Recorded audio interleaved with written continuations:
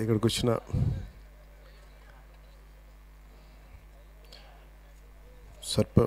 మాజీ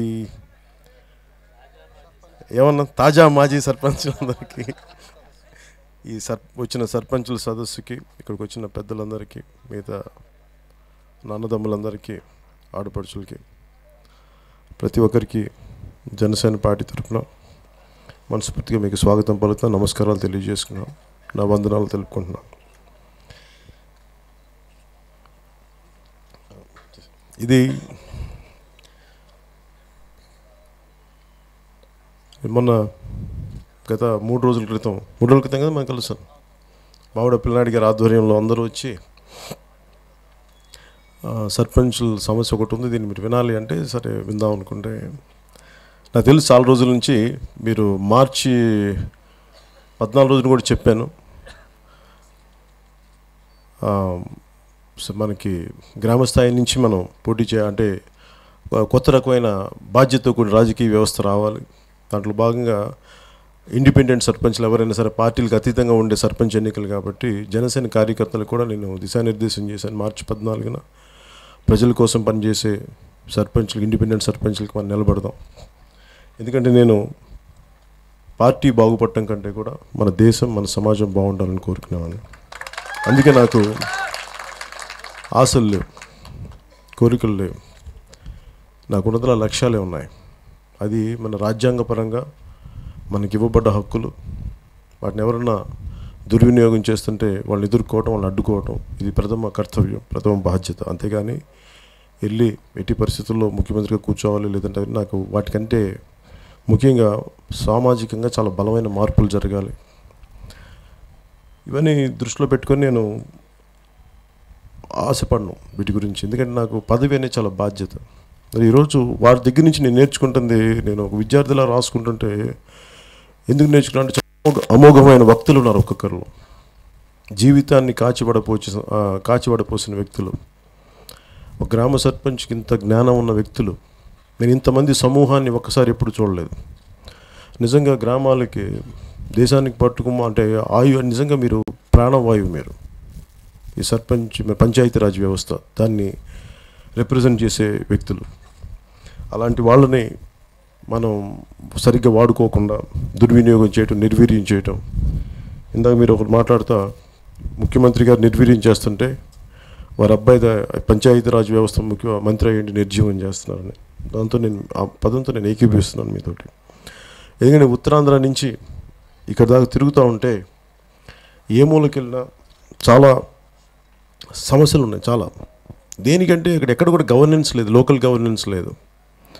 ఉన్నా కానీ తెలుగుదేశం నాయకులు నా దగ్గర ఒకరు జాయిన్ అయిపోయారు. మనకి మన పలాస్లో చైర్మన్, పలాస్ మున్సిపల్ చైర్మన్.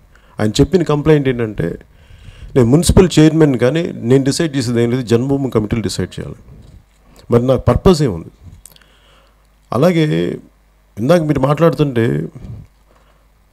మొన్న ఇప్పుడు తెలంగాణలో ముఖ్యమంత్రి గారు రిజైన్ చేస్తే ఆపద్ధర్మ ముఖ్యమంత్రిగా ఆయన కంటిన్యూ అవుతారు. మరి ఇలాగా మరి సర్పంచ్లకి ఎందుకు ఇవ్వరు? మరి ఇవన్నీ చూస్తే నాకు చాలా సమంజసంగా, చాలా సరిగ్గా అనిపించినాయి. ఇలాంటి పరిస్థితుల్లో ఎంత తప్పుగా ఉంది అనిపించిందంటే,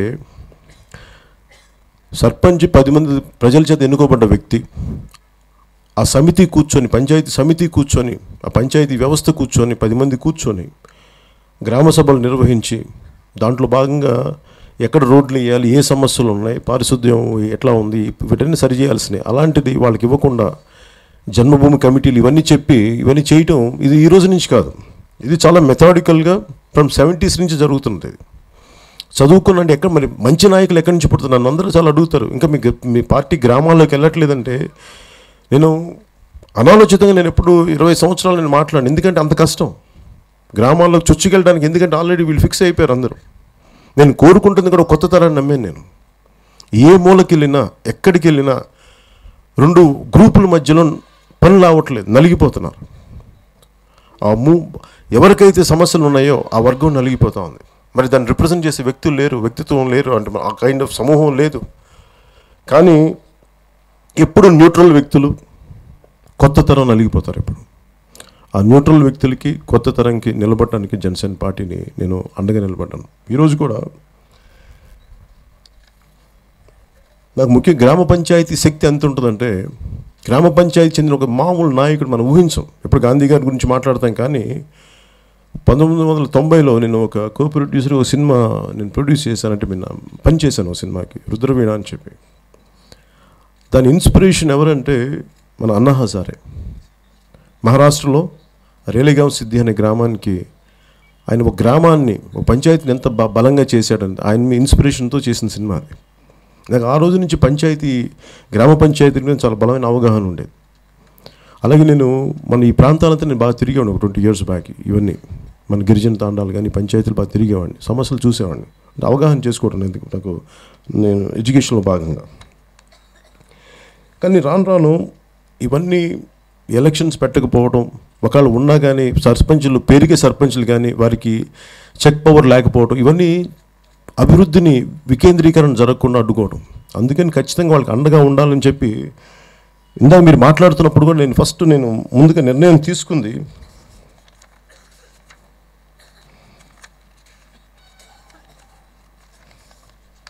అన్ని పార్టీలు కూడా గతంలో కాంగ్రెస్ ప్రభుత్వం ఇందిరమ్మ కమిటీలను పెట్టారు, వీడేమో జన్మభూమి కమిటీలను పెట్టారు తెలుగుదేశం పార్టీ నాయకులు, అలాగే గ్రామ సచివాలయం అని పెడుతున్నారు. అంటే ఇవన్నీ మూకుమ్మడిగా ఏంటంటే ఇండిపెండెంట్కి శక్తి ఉండకూడదు, పార్టీ అధినాయకత్వానికి శక్తి ఉండాలి. అంటే పార్టీ అధినాయకత్వానికి శక్తి ఉండాలి అంటే రాజ్యాంగాన్ని నిర్వీర్యం చేయాలి. అంబేద్కర్ గారికి, డాక్టర్ బాబాసాహెబ్ అంబేద్కర్ గారికి దండలేస్తారు, పూలాభిషేకం చేస్తారు, పుష్పాభిషేకం చేస్తారు, కానీ అలాగే గాంధీ గారికి జయంతులని చెప్పి నిర్వహిస్తారు, కానీ వారి స్ఫూర్తిని మటుకు ముందుకు తీసుకెళ్ళరు. ఇవన్నీ గండి కొట్టేయడం వారి హక్కుల మీద. అందుకని నేను మన నాయకులందరూ వచ్చినప్పుడు మన మాజీ సర్పంచ్లందరూ నేనేం కోరుకున్నానంటే, మీరు మీ పార్టీ బలపడద్దు ఇట్లా అంటే, నేను నిజంగా పార్టీ బలపడటానికి పనిచేయను, దేశం బలపడటానికి, గ్రామం సంపద బలపడటానికి నేను అందుకు నేను మీకు అండగా ఉంటానని చెప్పి నేను ఈ గ్రామ పంచాయతీకి సంబంధించి నేను మేనిఫెస్టోలో పెట్టదలుచుకుంది ఏంటంటే, మీ చెక్ పవర్ మీకే కల్పిస్తాం, కమిటీలని రద్దు చేస్తాం, కమిటీలను పెట్టాం. వీరు ఇందిరమ్మ కమిటీలు అంటారు, జన్మభూమి కమిటీలు అంటారు, గ్రామ సచివాలయం అంటారు. ఇవన్నీ కాకుండా రాజ్యాంగం ఏదైతే నిర్దేశించిందో దాన్ని తూచా తప్పకుండా మేము అమలు చేస్తాం. గ్రామ పంచాయతీలు బలపడాలి. ఎక్కడో సమస్య ఉంటే 5 పంచాయతీలు మీరు ఒక స్పెషల్ ఆఫీసర్కి ఏం అవగాహన ఉంటుంది? ఇన్ని మండలాల మీద తిరగాల్సిన అధికారికి పొద్దున్న లేస్తే మన గ్రామంలో ఉండే సర్పంచ్కి వాళ్ళకి వెళ్ళి మాట్లాడడానికి, ఎదుర్కోవడానికి మెంబర్స్కి వాళ్ళకు ఉంటుంది. ఇవన్నీ పార్టీలు గెలవడానికి ముందుకెళ్ళిపోతున్నాయి తప్ప ఇవన్నీ స్థానిక ప్రభుత్వాలు బలపడటానికి చేయట్లేదు. అందుకని ఖచ్చితంగా ఈ పంచాయతీరాజ్ వ్యవస్థని ముఖ్యమంత్రి గారు నిర్వీర్యం చేస్తే అబ్బాయి లోకేష్ దాన్ని నిర్జీవం చేశారని, కొద్ది రోజుల తర్వాత సంపూర్ణంగా చంపేస్తారు. అంటే ఎంతసేపు ఇందాక సార్ క్షమించండి, మీ పేరు మర్చిపోయాను, మీరు లక్ష్మయ్య గారు. ఇందాక లక్ష్మయ్య గారు మాట్లాడుతుంటే దీంట్లో ఎక్కువ మంది దాదాపు బీసీ కులాలకు సంబంధించి, ఎస్సీకి సంబంధించి దాదాపు 50% పైన కానీ 56%, 60%. మరి వారికి హక్కు లేకపోతే ఎట్లా? ఆ గ్రామాల్లో ఏం కావాలి? మళ్ళీ గ్రామ పెద్దలు నిర్వహిస్తే ఎట్లా? మళ్ళీ ఇట్లా ఎప్పటికీ దేశం మారదు. అందుకని నేను కోరుకుంటుంది కూడా, మీకు ఒక సభకో నేను సపోర్ట్ చేయడానికి నేను లేను, దానికంటే కూడా మీరు ఒక ఉద్యమంలా చేయండి. మహారాష్ట్రలో రైతులందరూ కలిసి ఎలాగ మొత్తం ఎక్కడి దాకా వచ్చారు, అలాంటి ఉద్యమం మీరు చేపడితే తప్ప ఈ దేశం మారదు. మీరు అలాంటి ఉద్యమానికి పంచాయతీ, ఎందుకంటే మీలాంటి పెద్దలు బాగా చదువుకున్న వాళ్ళు, విఘ్నులు, మీ పేరు సూర్యచంద్ర గారు చెప్తున్నట్టుగా మంచివాడికి స్థానం లేదు. సంచులు తెచ్చుకునే వాళ్ళకి, డబ్బులు తెచ్చుకునే వాళ్ళకి విలువ తప్ప నిజంగా మంచి పని చేద్దాం అనుకునే వాళ్ళకి నిజంగా ముందుకెళ్ళలేరు. అలాంటి వాళ్ళకి జనసేన పార్టీ అండగా ఉంటుంది. ఎందుకంటే నిజంగా సమస్యలు ఉన్నాయి, ఏడుపు ఉన్నాయి, నా కన్నీళ్ళు ఉన్నాయి. ఒక్కొక్క చోటకి వెళ్తే ముఖ్యమంత్రి గారు చెప్తూ ఉంటారు, వీళ్ళు డబ్బులు లేవు, వీళ్ళ దగ్గర వీళ్ళు ఏం గెలుస్తారు అందరూ చెప్తూ ఉంటారంట. వాళ్ళ దగ్గర డబ్బులు లేవండి. నిజం, డబ్బుల వల్లే గెలుస్తాం అనుకుంటే ప్రతి ఒక్కడు ఈ పార్టీకి మన జిల్లా ప్రతినిధులు, మనం అందరూ అయిపోతాం. డబ్బులు ప్రభావితం చెయ్యగలవేమో కొంత శాతం, కానీ మనిషి హృదయం కానీ స్పందించగలిగితే ఏ డబ్బు ఎన్ని వేల కోట్లు ఎన్ని లక్షల కోట్లు కూడా పనిచేయవు. నా దగ్గర ఉన్న సంపద, రాజ్యాంగం నాకు ఇచ్చిన, మనకు రాజ్యాంగ స్ఫూర్తి ఉంది నా గుండెల్లో. వారి దేశభక్తి నా గుండెలో నింపుకున్నాను. వారి సమాజ స్ఫూర్తిని నా అణువులో పెట్టుకున్నాను. అది నా బలం తప్ప మా నాన్న ముఖ్యమంత్రి కాదు, లేదా మా మామగారు ముఖ్యమంత్రి కాదు. అంటే ఇవన్నీ ఎందుకు చేస్తాను? నిజంగా వెళ్ళి ఒక్కొక్క గ్రామానికి చూస్తే, గిరిజన గ్రామాలకు వెళ్ళినా, ఏ మూల గ్రామాలకు వెళ్ళినా, ఇంకా పారిశుద్ధ్య, నాకు ముఖ్యమంత్రి మన ప్రధానమంత్రి గారు స్వచ్ఛ భారత్ చేస్తూ ఉంటే, అసలు స్వచ్ఛ భారత్ చేయాల్సిన అవసరం ఏముంది? మీరు గ్రామ పంచాయతీరాజ్ వ్యవస్థని బలోపేతం చేయండి, వారిని బాధ్యత చేయండి. స్వచ్ఛ భారత్ వాళ్ళు చేసుకుంటూ వెళ్ళిపోతారు. మీకెందుకు ఇవన్నీ? మీ పెద్ద పెద్ద విషయాలు ఆలోచించండి. సూర్యచంద్ర గారు ఒక వ్యక్తి, ఒక సర్పంచ్, ఆయన పంచాయతీకి చేయగలిగినప్పుడు ఒక చెత్తని తీసుకెళ్ళి దాన్ని కంపోస్ట్గా మార్చి, లేదంటే దాన్ని ఇన్ని రకాలుగా మార్చగలుగుతున్నప్పుడు మీరు పంచాయతీరాజ్ వ్యవస్థని బలోపేతం చేయండి. దాని మీద ఎన్ని వేల కోట్లు ఖర్చు పెట్టారు? దాదాపు 2000 కోట్లు ఎంత ఖర్చు పెట్టినట్టు మనకి స్వచ్ఛ భారత్ మీద. దానికి అన్నిటికంటే కూడా ఒక చిన్న బలమైన ఒక మానిటరింగ్ వ్యవస్థ పెట్టండి. ఒక నిజంగా పంచాయతీలు కొంతమంది పని చేయలేకపోతే, అంతేగాని కూర్చోబెట్టి ఇలాంటివన్నీ చేస్తే ఇది స్థానికంగా అందరినీ, మీరు అన్ని రాష్ట్రాల్లో కూడా ఇదేంటంటే, మీరు మార్పు ఎప్పుడు చాలా కొద్ది మంది నుంచే ప్రారంభమవుతుంది, ఎక్కువ మంది ఉండరు. మొన్న కూడా ఒక సభలో చెప్పాను, బర్డోలి ఎక్స్పెరిమెంట్ అని, బర్డోలీలో గుజరాత్లో 5000 మందితో స్టార్ట్ అయ్యారు. గాంధీ గారు చేసింది 5000 మందితో ప్రారంభించి సహాయ నిరాకరణ ఉద్యమాన్ని, దాన్ని అప్పుడే బ్రిటిష్ వైస్ రాయ్స్ చాలా వెటకారం చేశారు. లెటర్స్లో ఉంటుంది ఎలా సాధించగలరు ఈ వ్యక్తి అని. దానికి గాంధీ గారు ఇచ్చిన సమాధానం ఏంటంటే, ఎప్పుడు కూడా మార్పు చాలా చిన్నగా మొదలవుతుంది. ఈరోజు బర్డోలీలో స్టార్ట్ అయిన మార్పు ఒక రోజున మీ బ్రిటిష్ సామ్రాజ్యం మొత్తం అన్ని దేశాల నుంచి వెళ్ళిపోతుంది. మీ బ్రిటన్ కేవలం మీ భూభాగానికి పరిమితం అవుతారు. అది నిజంగా జరిగింది. భారతదేశానికి స్వాతంత్రం వచ్చిన 47 దగ్గర నుంచి 20 ఏళ్లలో దాదాపు మొత్తం ఎక్కువ శాతం దేశాలన్నీ వెళ్ళిపోయింది బ్రిటిష్ పాలన నుంచి. అలాగే ఈ రోజున నిజంగా మనకు కావాల్సిన కోరుకుంటుంది కూడా, జనసేన పార్టీ పెట్టడానికి కూడా నిజంగా రాజకీయ జవాబుదారీతనం లేదు. ఎవరు అడిగేవాళ్ళు లేరు. ఎవరు ఏం చెప్తే వాళ్ళ మీద ఎప్పుడు రాజు ఏడు చేపలు కదా, ఎందుకంటే లేదంటే అట్లా మొత్తం తిప్పుకుంటూ అలా ఎందుకు పని చేయలేదంటే మొత్తం అటు ఇటు తిప్పుకొని నిజంగా అస్తవ్యస్తం అయిపోయింది. మొన్న మధ్యన నాకు తెలంగాణ నాయకులు వచ్చినప్పుడు మాట్లాడుతా, అసలు తెలంగాణకి కోపం రావడానికి కూడా ఆ నిధులు కూడా స్థానికంగా వాళ్ళ పంచాయతీ వ్యవస్థకి లేకపోవటం ఉంటుంది. అది కూడా చాలా మూల కారణమైంది తెలంగాణ రావడానికి, ఆవిర్భావానికి అని, దాంట్లో మిగతా వాటితో సమానంగా. అలాంటిది మనకు కూడా ఇన్ని రకాల సమస్యలు ఉన్నాయి. ఇవన్నీ కూర్చొని నేను ఎట్లా మేనిఫెస్టోలో ఏం పెట్టదలుచుకున్నానంటే, మీరు పంచాయతీరాజ్ వ్యవస్థకి, సర్పంచులకి, ఆ కమిటీకి, నేను ఇంక వేరే కమిటీ, జనసేన పార్టీ నుంచి ఏ కమిటీలు పెట్టాం. జనసేన సర్పంచులకి ఎవరైతే పూర్తి స్థాయి అధికారాలు కల్పిస్తాం, ఎందుకంటే అధికార వికేంద్రం జరగాలని కోరుకుంటాం. ఎందుకంటే ఇది గాంధీ గారి ఆశయాలకి, మా బాబాసాహెబ్ అంబేద్కర్ ఆశయాలకు అనుగుణంగా నడిచే పార్టీ మాది. మీకు అండగా ఉంటాం. మీకు చెక్ పవర్ కానీ మీకు పూర్తి సాధికారత మీకే కల్పిస్తాం. ఇంకెవ్వరు ఏ విధంగా కూడా జనసేన కమిటీలు కూడా, మీ జనసేన వ్యక్తులు కూడా మీ దగ్గర ఉంటారు. కాకపోతే మేము కోరుకునేది కూడా ప్రజలకి చేయండి, అంతే మించి తప్ప మేము నుంచి, ఎందుకంటే మీరు చట్టబద్ధంగా మీరు ఎన్నుకోబడ్డ ప్రజాప్రతినిధులు, ఆ గౌరవం మీకు భారత రాజ్యాంగం కల్పించబడింది. మాకు భారత రాజ్యాంగం మీద ఉన్న గౌరవంతో మేము మీకు అండగా ఉంటాం. మీకు ఆ సాధికారత, ఆ ప్రాతినిధ్యం మీకు మనస్ఫూర్తిగా, ఇది నేను మేనిఫెస్టోలో పెడతాను, దానికి నిలబడతాను. జనసేన మొన్న ఈ మధ్యన టీచర్ సంఘం దీంట్లో కూడా మాట్లాడతా, కాంట్రిబ్యూటరీ పెన్షన్ స్కీమ్ని మనం పెట్టగానే చాలామంది చెప్పారు, మీరు తీసుకోవద్దు, మనకు సంబంధం లేదు, సెంట్రల్ పరిధి అంటే ఏది ఎవరి పరిధి? ఎక్కడో చోట ఒక మూల స్టార్ట్ అయితే, ఎప్పుడు ఇంత ప్రవాహమైన గోదావరి కూడా ఎక్కడో మూలం చాలా చిన్న బుట్టే ఉంటుంది, చిన్న పాయే ఉంటుంది. అలాగే ఈరోజు జనసేన స్టార్ట్ చేసింది కూడా మార్పు ఇప్పుడు చాలా చిన్న పాయే. అది వెళ్ళే కొద్ది అనేక మంది ఈరోజు పంచాయతీరాజ్ వ్యవస్థ మనకి మాజీ సర్పంచులు తోడారు, రేపొద్దున యువత తోడయ్యారు, అంతకుముందు మహిళలు తోడయ్యారు.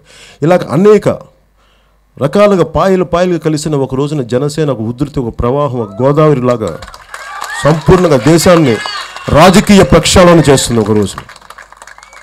ఇది నాకు తెలుసు, కష్టం ఉంటుందని తెలుసు, దెబ్బలు ఉంటాయని తెలుసు, తిట్లు ఉంటాయని తెలుసు. అన్నీ ఎందుకు నిలబడ్డానంటే, మీలాంటి యువకులు, లక్ష్మయ్య గారు లాంటి పెద్దలు, మీరు నిరుత్సాహపడకండి. నిజంగా ఇబ్బందిగా ఉంటుంది. కానీ మనం ఎదుర్కోకపోతే, బలంగా నిలబడకపోతే గెలుపు మనల్ని తొక్కేసిన వాళ్ళది అవుద్ది. వారికి మటుకు గెలిపిపోద్దు. దయచేసి మనం ఓడిపోదు, మనసులో కూడా ఓడిపోద్దు. నేను ఎప్పుడు నాకు 12 సంవత్సరాలు నాకు ఏది సక్సెస్ లేనప్పుడు కూడా నేను ఎప్పుడు మనసులో ఓడిపోలేదు, జరగలేదు, అంతే. నా ప్రయత్నం నేను ఆపను. చిన్నప్పుడు ఒక పాఠం చదివాను, రాణా ప్రతాప్ సింగ్.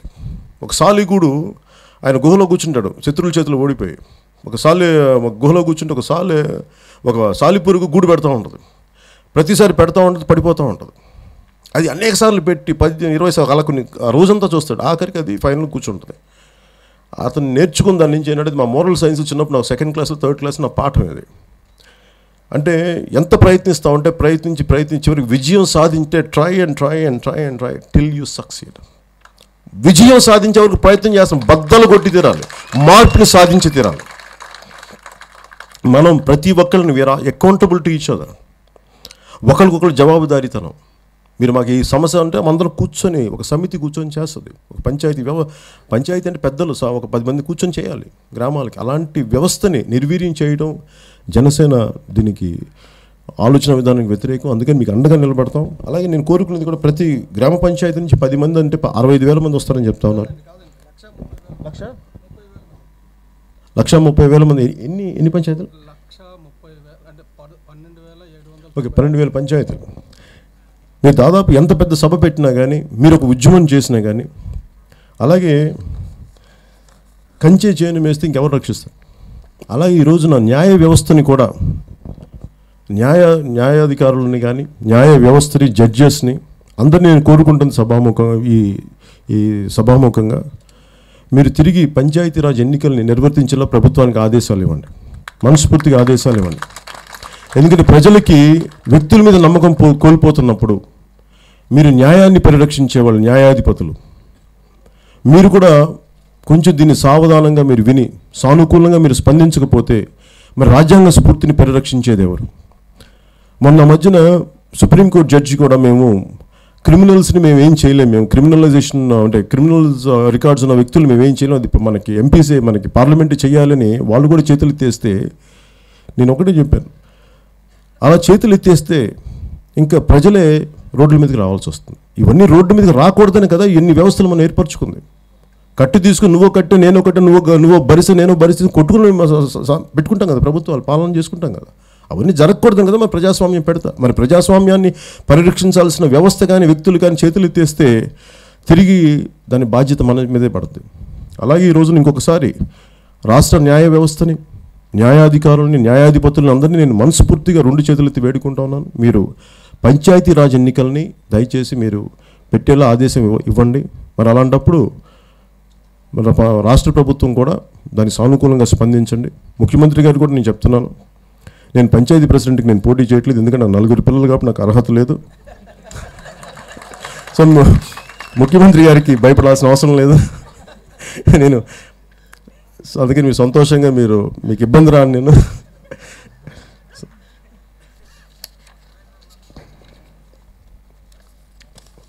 అలాగే నేను దీని మీద అందరు నాయకులు ఇందాక మన సత్య గారు చెప్పినట్టుగా మీ రక్తాన్ని చిందించండి మా లక్ష్యం సాధిస్తూ ఉంటే నాకు చాలా నిజం. యాక్చువల్ ప్రతి ఒక్కళ్ళు మీ చెమట ఓడ్చండి, మీ శ్రమని మేము మాకు మాకు మాకు అండగా మాకు పెట్టుబడిగా పెట్టండి, మేము ఎదుగుతాం, డబ్బులు సంపాదిస్తాం. జనసేన అలా కాదు. మా చెమట ఓడుస్తాం, మా రక్తం ధారపోస్తాం, ప్రజలకి అండగా ఉండండి. అందుకు టీడీపీకి సపోర్ట్ చేశాను, టీడీపీకి. అంతేగాని మా శ్రమతోటి మా సహకారంతో మీరు వెళ్ళి మమ్మల్ని ఎదురు దోపిడీ చేస్తామంటే మీకు ఖాళీ కూర్చోడానికి మేమైనా ఉప్పు కారం తినమా? మాకు తెలియదా? మాకు అన్యాయం, మా పౌరుషం ఉండదా? లేదంటే మాకేమైనా జ్ఞానం ఉండదా? ఏమనుకుంటున్నారు? సమయం ప్రతిదానికి సందర్భం ఉంటుంది కదా.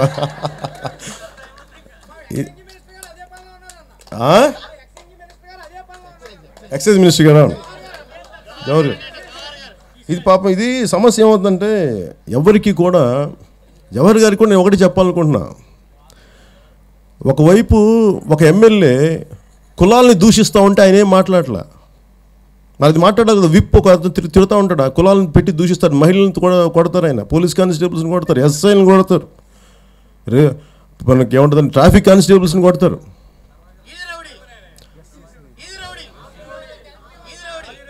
వీధిలో వీచే గాలికి లేచి ఆకురోడి అంటే అలా కాదు. ఇలాంటి వ్యక్తుల్ని, సమాజాన్ని ముఖ్యమంత్రి గారు వెనకేసుకొస్తానంటే నేను నిజంగా టీడీపీ సపోర్ట్ చేసేవాడిని కదా. ముఖ్యమంత్రి గారి మీద నమ్మకం ఏంటి అంటే, పాపం చాలా గొప్ప అనుభవం ఉన్న వ్యక్తులు. ఆయన అనుభవం ఇలా పంచాయతీరాజ్ వ్యవస్థకి ఎన్నికలు లేకుండా చేయటం, లేదంటే జన్మభూమి కమిటీలు పెట్టి వేరే విధంగా మళ్లించడం, వాళ్ళ అబ్బాయిని పంచాయతీరాజ్ మినిస్టర్ చేసి కేంద్రం నుంచి వచ్చిన నిధులు అంటున్నారు చెప్తున్నారు కదా. నేను అది కొంచెం అవగాహన చేసుకోవాలి. మరి 14,000 కిలోమీటర్ రోడ్లు మరి ఎక్కడ పడ్డాయో తెలియదు. మన ఊళ్ళలో అయితే ఎక్కడ లేవు, ఏ గ్రామాల్లో లేవు. మన జంగారెడ్డిగూడెం గ్రామాలకు వెళ్తే ఒక 14 కిలోమీటర్లు అంటే ఎంత ఉంటుంది? మన మంచి రోడ్డు వేస్తే కరెక్ట్ 10 నిమిషాలు కూడా పడుతుంది మన మోటార్కి, ట్రాఫిక్ కూడా లేని చోట్ల. అలాంటిది గంట మామూలుగా తెల్లవారుజాము ట్రాఫిక్ లేని టైంలో నాకు 45-50 నిమిషాలు పెట్టింది. అంటే నాకు రోజు ఊహించుకోగలను, ఒక 2 వెహికల్స్ వస్తే మళ్ళీ 1.5-2 గంటలు పడుతుంది మనకి 14 కిలోమీటర్ రోడ్డుకి. ఈయన 14,000 కిలోమీటర్లు మేము రోడ్లు వేసాం, పవన్ కళ్యాణ్ తెలియదు అంట. ఇందాక చూస్తే నేను మద్యం షాపులు, నిజంగా పంచాయతీ వ్యవస్థను కానీ చేస్తే మద్యం షాపులు వస్తాయా, బెల్ట్ షాపులు వస్తాయా? మీరు చెప్పండి. వెళ్ళి ప్రజలు అడుగుతారు, మీరు ఎందుకు మా సర్పంచ్లు అడుగుతారు, మీరు ఎందుకు మా మద్యం షాపులు పెట్టారు, ఎందుకు బెల్ట్ షాపులు పెట్టారని స్పందించి మనకి ఎదురు తిరిగే హక్కు ఉంటుంది వాళ్ళకి. అది నిర్వీర్యం చేసేస్తున్నాం కమిటీలను పెట్టేసి. ప్రజలకి ఏ మూలకెళ్ళినా ఎవరికి చెప్పుకోవడాకన్నా భయం. ముఖ్యంగా గిరిజన గ్రామాలకు సైడ్ నుంచి వస్తే భయాందోళనలో ఉన్నారు. ఏం చెప్పాలంటే అధికారులు తిడతాను సార్, నా ముందు చెప్పడానికి భయపడుతున్నారు. నేను ఎందుకు వచ్చాను రాజకీయాలు? మీకు ధైర్యం నింపడానికి వచ్చాను, ఎదిరించడానికి చెప్పడానికి వచ్చాను. వీటన్నిటి ప్రశ్నించడం అంటే మనం ప్రశ్నిస్తే వాళ్ళు వెళ్ళి అధికారులను కూర్చోబెట్టడానికి నేను పార్టీ పెట్టాల. మనం ప్రశ్నిస్తాం మీకు సాధికారత ఇవ్వడానికి, ప్రజలకి సాధికారత ఇవ్వడానికి, ప్రజలకి ధైర్యం నింపడానికి, ప్రజలకి పౌరుషం నింపడానికి, ప్రజలకి ఆత్మగౌరవాన్ని నింపడానికి నేను పార్టీ పెట్టాను.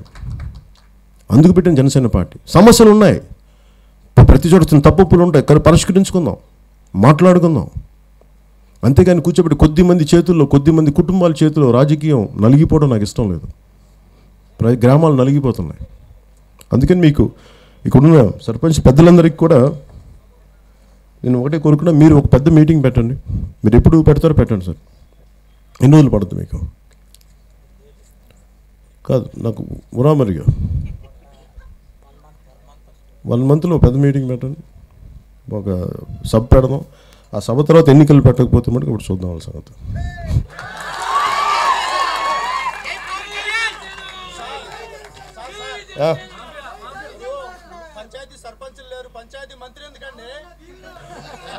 మంచి మాట. ముఖ్యమంత్రి గారికి మీరు గ్రామం చెప్పండి, విసన్నపేట కదా, కృష్ణా జిల్లా విసన్నపేట మాజీ తాజా సర్పంచ్ లక్ష్మయ్య గారు కోరుకుంటే ఏంటంటే, పంచాయతీ మాజీ సర్పంచ్ లేని కాడికి పంచాయతీరాజ్ వ్యవస్థ దేనికి, అందుకని సో లోకేష్ గారి బదులు ఒక ఐఏఎస్ ఆఫీసర్ న్యాయమని చెప్దాం, అంతే కదా. బెటర్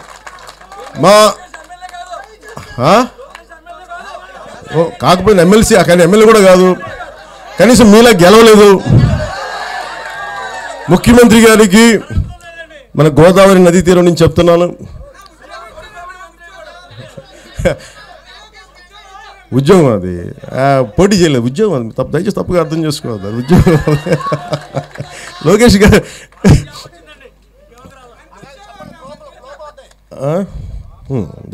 ఇదేంటంటే సర్పంచుల్ని వారికి లేనప్పుడు, వారికి ఎన్నికలు నిర్వహించినప్పుడు వారిని ఆలనా పాలన చూసే వారే లేనప్పుడు ఇంక వాళ్ళు చూడాల్సిన అవసరం ఉంది. Let government official are secretary to look at దాన్ని చూడాల్సిన అవసరం ఉంది. కానీ నిజంగా ఈ సరదాకి ఇవన్నీ కంటే కూడా ముఖ్యమంత్రి గారు కూడా తెలుసుకోవాలి, దయచేసి మీరు వ్యవస్థని నిర్వీర్యం చేయకండి, మీకు హక్కు లేదు. ముఖ్యమంత్రి గారికి పదే చెప్తాను, లోకేష్ గారికి కూడా, ముఖ్యమంత్రి పదవి అనేది వారసత్వం కాదు. మా నాన్న ముఖ్యమంత్రి అయ్యాడు, మా తాతగారు ముఖ్యమంత్రి అయ్యాడు, నేను ముఖ్యమంత్రి అవుతానంటే అది వారసత్వం కాదు. దయచేసి అందరూ మీరు పెద్దలు తెలుసుకోవాలి. డబ్బులున్నాయి 1000 కోట్లు, మా దగ్గర జనం బలం ఉంది, ఆర్థిక బలం ఉంది, అంగ బలం ఉంది అంటే మీరు ఇన్ని కోట్ల మంది తిరగబడితే మీరు ఏం చేస్తారు? మీ అంగ బలం, మీ అర్ధ బలం, మీ డబ్బు, మీ మొత్తం, మీ పలుకుబడి, ఇది ఒక్క నూటికి చిన్నకి దేనికి గడ్డిపోచ కూడా పనికిరావు, మర్చిపోకండి దయచేసి. ఒక రాజ్యాన్ని కూలదోశారు ప్రజలు. మీరు అహంకారంతో తలకెక్కద్దు దయచేసి. రాజ్యాంగ స్ఫూర్తిని మీకెవ్వరికి కాలరాచే హక్కు మీకు ఎవరికి లేదు, ముఖ్యమంత్రి గారికి లేదు. కనీసం పోటీ చేయకుండా మనకి రిప్రజెంటేటివ్ ఎమ్మెల్సీగా వచ్చిన లోకేష్ గారికి కూడా లేదు. మీరు నా పుట్టినరోజులకి మీరు శుభాకాంక్షలు చెప్తారు, సంతోషం. నేను కూడా మీ పుట్టినరోజు శుభాకాంక్షలు చెప్తాను, మీ పండుగల శుభాకాంక్షలు చెప్పుకుందాం. కానీ ప్రజా సమస్యలప్పుడు నేను ప్రజల పక్షాన్ని నిలబడతాను తప్ప నేను మీకు అండగా నిలబడను. ఎందుకంటే నిజంగా కోరుకుంది రాష్ట్రం విడిపోయిన తర్వాత మీరు ఇంకొక తరాన్ని మీరు ప్రసవింప చేయాలి, ఆ బాధ్యత ఇవ్వాలి, అభివృద్ధి జరపాలి. ఇదేదో నేను కొంచెం మాట పోటీకి రాలేదు నేను రాజకీయాల్లోకి. నిజంగా సామాజిక మార్పులు జరగాలి. వ్యవస్థ నిర్వీర్యం అయిపోతుంది. ఈ రోజున మీ అబ్బాయి, మీ ముని మనవాడు వీళ్ళు బాగుంటే సరిపోతా. వెళ్ళి ఒకసారి మీరు అరకు గ్రామాలకు వెళ్ళండి, కష్టాలు ఎలా ఉంటాయో తెలుస్తాయి. మామూలు గ్రామాలకు వెళ్ళి చూడండి, ఏడుపు వస్తుంది, కన్నీళ్ళు వస్తాయి, గ్రామ కక్షలు ఉంటాయి. అవన్నీ ఎవరికి అర్థమవుతాయి?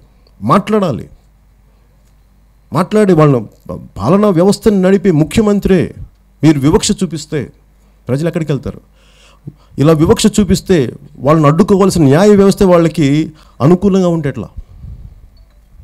అండగా నిలబడాలి. రాజ్యాంగ స్ఫూర్తిని, న్యాయ వ్యవస్థే కాపు ఈరోజు ముఖ్యమంత్రి గారి చేతుల్లో, ముఖ్యంగా పంచాయతీ ఎన్నికలు ముఖ్యమంత్రి గారు జరపనివ్వరు. అది చాలా బలంగా తెలుస్తుంది. మనం కోరుకునేది కూడా జనసేన పార్టీ నుంచి కానీ నేను కానీ మీ అందరి తరపు నుంచి, ఆడపడుచుల నుంచి, అన్నదమ్ముల నుంచి నేను కోరుకునేది కూడా పంచాయతీ ఎన్నికలు జరిపించండి నిర్ణీతమైన సమయంలో. లేకపోతే ఇది కూర్చోబెట్టి ఒక రోజున చాలా పెద్ద ఉద్యమంగా మారే పరిస్థితి ఉంది. అలాంటి ఉద్యమానికి నిజంగా పంచాయతీ మాజీ సర్పంచ్లు అందరూ, ఈ యూనియన్ అందరూ మీరు ముందుకు వస్తారంటే నేను మీకు అండగా ఉంటాను. మీతో పాటు ఒక సంపూర్ణమైన మహారాష్ట్రాలో, ఎందుకంటే ఈరోజు ఈ దేశంలో పంచాయతీరాజ్ వ్యవస్థని, గ్రామీణ వ్యవస్థని నిర్వీర్యం చేస్తున్నందుకు జీవం పోయడానికి నేనున్నాను. నేను కమిటీలు పెట్టను, మిమ్మల్ని పరిరక్షించుకుంటాం, మీ సాధికారతను కాపాడుకుంటాం అని చెప్పి మనస్ఫూర్తిగా తెలియజేసుకుని నాకు అవకాశాన్ని ఇచ్చిన మీ అందరికీ ధన్యవాదాలు తెలుపుకుంటూ, ఆఖరి మాటగా, ముగింపు మాటగా, ఇది నేను చాలా నోట్స్ చేసుకున్నాను. ఇవన్నీ మీ ఇంకొకసారి ప్రైవేట్ మీటింగ్ ఒకటి పెట్టి నేను మీ అందరి దగ్గర మీ సలహాలు తీసుకొని దీన్ని సంపూర్ణమైన మేనిఫెస్టోలు పెట్టి మీకు తెలియజేస్తాను. మనస్ఫూర్తిగా తెలియజేసుకుంటూ